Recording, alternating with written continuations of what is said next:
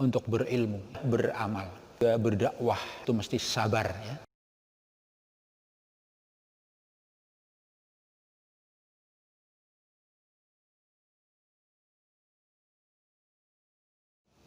Assalamualaikum warahmatullahi wabarakatuh. Alhamdulillah rabbil alamin wa bihi nasta'inu ala umurid dunya waddin. Assalatu wassalamu ala asyrafil anbiya'i wal mursalin wa ala alihi wa ashabihi ajmain, amma ba'du. Akhwani fillah, saudaraku muslimin muslimat, pemirsa media Abwa Channel yang dirahmati Allah Subhanahu wa taala.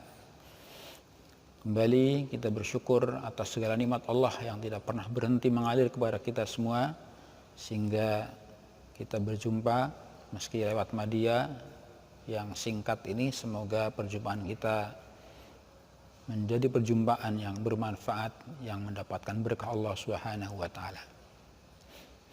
Kali ini kita akan mengingatkan terkait dengan kewajiban kita sebagai muslim. Para ulama telah menasihatkan kepada kita semua tentang kewajiban muslim yang seharusnya dipahami. Yang pertama, wajib atas kita semua sebagai muslim untuk berilmu. Wajib untuk berilmu. Karena Allah akan mengangkat derajat orang-orang beriman yang berilmu dengan derajat yang tinggi. Yarfa'illahu alladhina amanu minkum walladhina utul ilma darajat. Allah mengangkat derajat orang-orang beriman dan yang berilmu darajat dengan derajat yang tinggi. Saudaraku yang berbahagia, namun yang dimaksud ilmu di sini maksudnya adalah ilmu tentang ma'rifatullah, memahami Allah ya. Memahami Allah ini penting ya. Sebelum kita mengilmui yang lain, seorang muslim harus mengilmui tentang Allah ya. Sebagaimana Allah juga nyatakan, fa'lam annahu la ilaha illallah. Maka ketahuilah sesungguhnya tidak ada ilah, tidak ada Tuhan yang berhak disembah kecuali Allah. Mengilmui tentang Allah yaitu mencakup segala hal yang terkait dengan zat Allah, tentang wujudnya Allah, tentang asma dan sifatnya Allah, dan tentang semua yang hubungannya dengan keimanan ya. Itu diantara itu mengilmui tentang Allah. Kemudian yang kedua, mengilmui tentang Nabiullah ya. Kita juga mengilmui tentang Nabi. Karena minimnya seseorang terhadap keilmuan mengenai Nabi ini akan membuat orang tersebut itu tidak akan menghargai Nabi yang semestinya ya. Mungkin bahkan mengunggulkan tokoh yang lain, menganggap orang lain lebih mulia. Ini tentu akibat tidak tahunya seseorang akan ilmu tentang Allah. Padahal Rasulullah SAW adalah manusia yang sudah dipuji oleh Allah Subhanahu wa taala, dipuji oleh para malaikat dan dipuji oleh orang-orang beriman. Karena di dalam pribadi beliau penuh dengan contoh. Laqad kana lakum fi Rasulillahi uswatun hasanah liman kana yarjullaha wal yawmal akhir wa dzakarallaha katsiran. Sungguh dalam diri Nabi bagi kalian itu ada contoh yang hasanah, uswah hasanah. Tentu bagi mereka yang berharap untuk bertemu Allah dan berjumpa nanti di hari akhir, dan mereka orang-orang yang zikir dengan zikir dan ingat yang banyak. Kemudian yang berikutnya ilmu tentang Islam ini. Ilmu tentang Islam, memahami Islam. Inilah yang kadang ironis ya. Banyak kaum muslimin tapi tidak paham dengan Islam. Kaum muslimin tidak mengenal Islam. Sekurang-kurangnya pada hal-hal yang pokok ya. Rukun Islam misalkan ya. Yang nanti kalau dijabarkan juga panjang lebar ya. Akibat tidak tahu tentang Islam, meskipun dalam hal-hal yang sederhana, akibatnya banyak orang Islam yang meninggalkan ajarannya.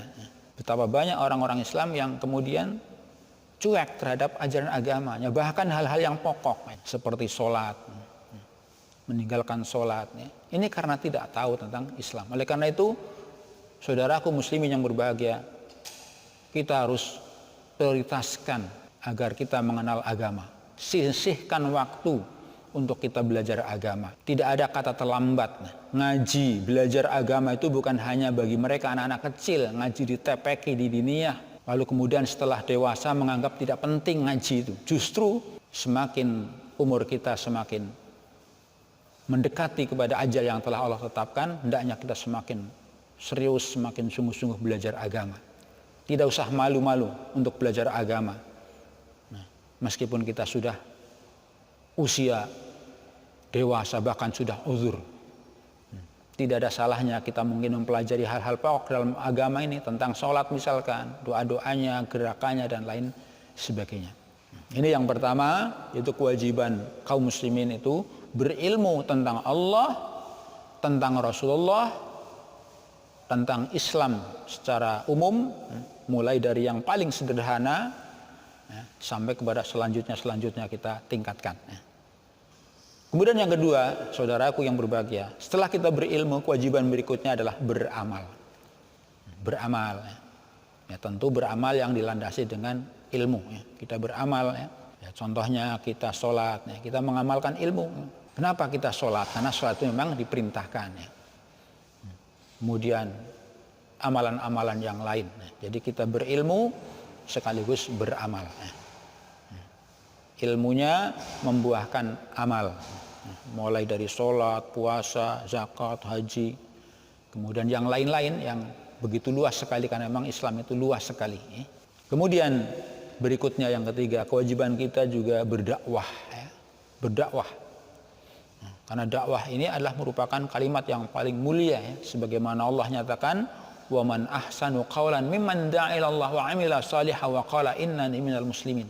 Waman ahsanu qawlan, ucapan siapa yang lebih baik dibandingkan dengan orang yang da'a ilallah, berdakwah kepada Allah, kemudian beramal soleh, kemudian menyatakan bahwasanya kami ini adalah muslim. Jadi berdakwah. Ya. Bagaimana dakwah itu? Ya? Definisinya adalah hasun nas alal khair, li fi'lil khairat, liyafuzal ajil wal ajil. Ya. Dakwah itu memotivasi, mengajak, membimbing orang untuk berbuat baik. Tujuannya apa? Liyafuzul ajil, untuk mendapatkan kebahagiaan yang bersifat ajil, segera, yaitu dunia. Wal ajil, dan sifatnya tertunda, maksudnya akhirat. Jadi dakwah kita, dakwah Islam itu orientasinya adalah pada terciptanya kebahagiaan dunia akhirat. Ya. Jadi tidak boleh hanya dakwah itu berorientasi pada kebahagiaan dunia, lalu akhiratnya diabaikan. Enggak. Atau sebaliknya, dakwah kita hanya mengajak orang untuk mengenal dan kembali kepada akhirat, sementara dunia diabaikan. Juga tidak boleh. Jadi dakwah Islam itu dakwah yang sasarannya tercapai kebahagiaan dunia dan akhirat. Sehingga tidak mengapa ketika kita dakwah itu juga membahas hal-hal yang berkaitan dengan pekerjaan, profesi, kemudian keterampilan, macam-macam yang urusannya dalam rangka meraih kebahagiaan dunia. Tetapi tidak lupa bahwa semua yang kita raih dari dunia ini arahannya dalam rangka juga mendapatkan kebahagiaan akhirat. Ini terus kita lakukan, ya. Kemudian dakwah juga dilakukan dengan yang santun, yang baik, ya. Jangan memaksa dan lain sebagainya, sebagaimana sudah banyak dituntunkan, ya. Di antaranya Allah Ta'ala berfirman, ud'u ila sabili rabbika bil hikmati wal mau'izatil hasanah, ya. Seru ke jalan Rabbmu bil hikmah, dengan hikmah dan dengan nasihat yang baik. Wajadilhum billati ahsan, kalau terpaksa harus dengan jidal, berdebat pun harus dengan cara yang baik pula. Tidak boleh dengan cara-cara yang kasar, yang kotor, kemudian memunculkan kebencian satu sama lain. Ini tidak demikian. Tidak demikian yang diperintahkan. Kita selalu mengajak kepada kebaikan itu dengan cara yang baik. Sehingga ada satu kaidah menyatakan, idza amartumul ma'ruf falyakun amruhu bil ma'ruf. Ketika engkau mengajak kepada kebaikan, maka tolong caranya pun dengan cara yang baik. Jangan sampai mengajak kepada kebaikan tapi dengan cara kemungkaran, sehingga bukan kebaikan yang akan kita dapatkan, tapi justru akan lahir kemungkaran baru. Ini yang kadang-kadang kita prihatin, ya. Jadi dakwah itu tetap menggunakan kaidah-kaidah, ya, karena sesungguhnya tidak ada paksaan dalam agama, ya. La ikraha fid din. Dalam agama itu sudah nggak ada paksaan karena udah jelas ya. Bahkan dalam satu ayat dikatakan lau syaa rabbuka la amana man fil ardi kulluhum jami'a. Afa anta tukrihun nasa hatta yakunu mu'minin. Sekiranya Allah menghendaki, maka semua makhluk, semua manusia di bumi ini akan menjadi iman. Apakah lalu kalian benci kepada manusia hingga mereka itu beriman?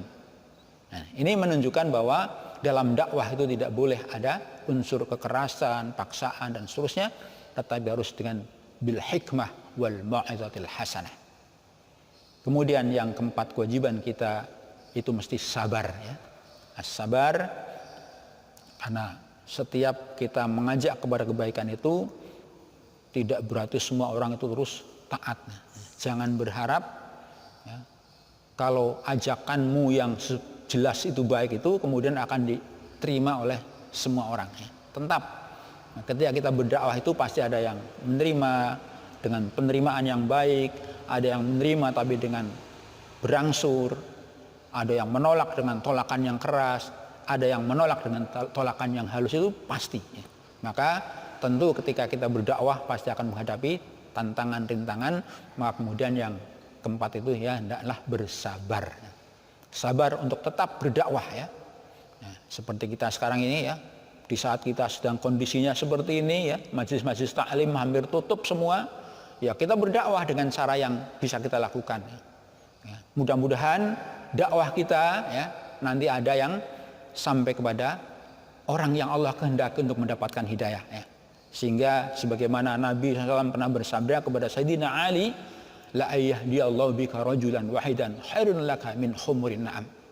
Sekiranya ada satu orang saja yang mendapatkan hidayah berkat dakwahmu, berkat ajakanmu, itu lebih baik dari unta merah, di mana unta merah itu saat itu menjadi kebanggaan masyarakat Quraisy khususnya ya.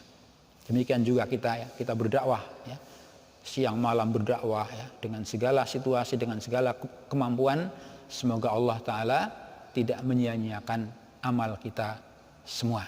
Dan kita berharap semoga dengan kalimat-kalimat yang kita sampaikan, yang kita berharap ikhlas hanya kepada Allah, akan sampai kepada orang yang Allah kehendaki, sehingga lewat ini hidayah akan masuk kepada hambanya. Demikian, semoga sekelumit ini bermanfaat ya. Kurang lebihnya mohon maaf. Aku qouli hadza wa astaghfirullah. Assalamualaikum warahmatullahi wabarakatuh.